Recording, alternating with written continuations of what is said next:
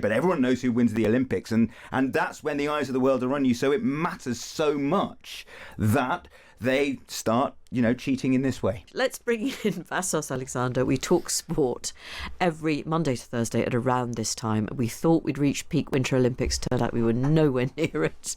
This is such a good story from Matt Lawton on thetimes.com. Have a look now. Anti-doping chiefs has said they're going to look into claims that Olympic ski jumpers have injected acid into their penises to gain an unfair advantage. Athletes are having the crotch of their bodysuits microchipped in an effort to cut down on, it has to be said, this quite innovative form of cheating. Right, Vassos, why might this help you?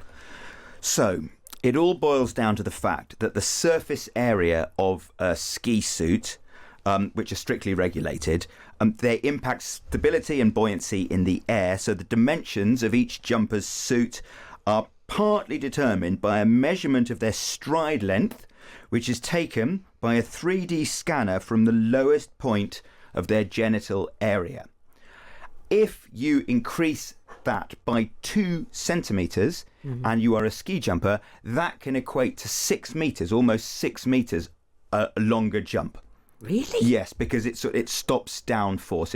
It helps you. Basically, you're just jumping and gliding if you are a ski jumper, and so there's nothing to it, really, is there? I don't give it a whirl.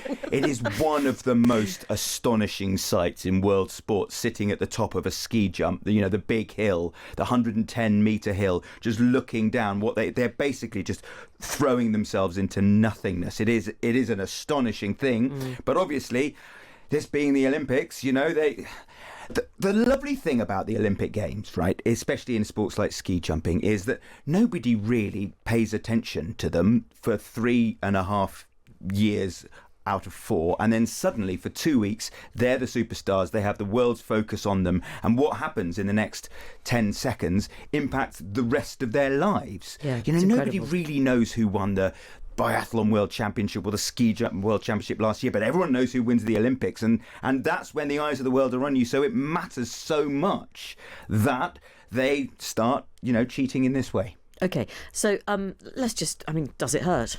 That's what people with and without penises are just going to want to know what the answer to that question is. With some trepidation outside, I Googled hyaluronic acid injections, and it turns out they're quite common. They're a bit like Botox. People have it injected into their face to get rid of wrinkles and lines. People have it if they've got a dodgy knee. You can get an acid injection in your knee, and apparently that helps. I drew the line at adding the word penis to my internet search, but apparently it does not hurt. It feels a bit weird when the gel goes in, but it doesn't hurt. A little bit of local anaesthetic, and away you go.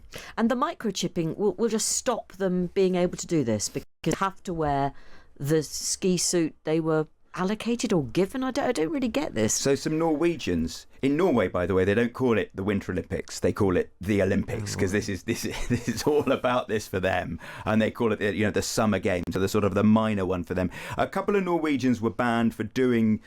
The coaches were banned, and the athletes for a short amount of time, because they were told they didn't know, for manipulating the suits in this way. This is a couple of years ago. So they have now microchipped. It feels a little bit like Formula One. You know how they say Formula One is basically orchestrated cheating. You're not cheating. You're bending the rules to the extent that that actually, and then you're lauded as a genius for doing so. It feels a little bit like the British bobsleigh team. Currently, their helmets are against the rules, and so they're going to the Court of Arbitration for Sport today to try and say no, they are in the rules. So there's a lot of this stuff going on. It started, do you remember, with Ian Thorpe's bodysuit? He basically would swim and break world records in a wetsuit that it turned out was sort of gripping the water and helping propel him through the water, and then that was banned.